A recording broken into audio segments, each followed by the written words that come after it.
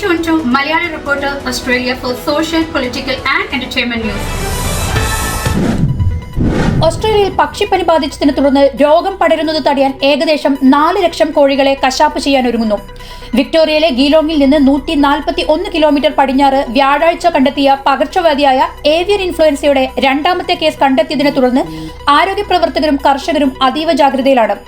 Avian influenza അഥവാ പക്ഷിപ്പനി ഒരു വൈറൽ അണുബാധയാണ്. ഇത് വളർത്തുപക്ഷികളിൽ ഗുരുതരമായ രോഗലക്ഷണങ്ങൾക്കും പെട്ടെന്നുള്ള മരണത്തിനും കാരണമാകും.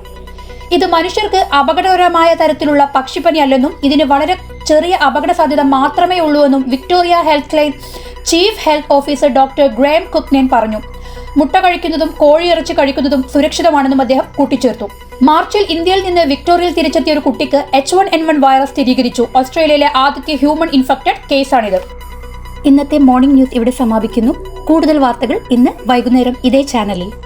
നമസ്കാരം.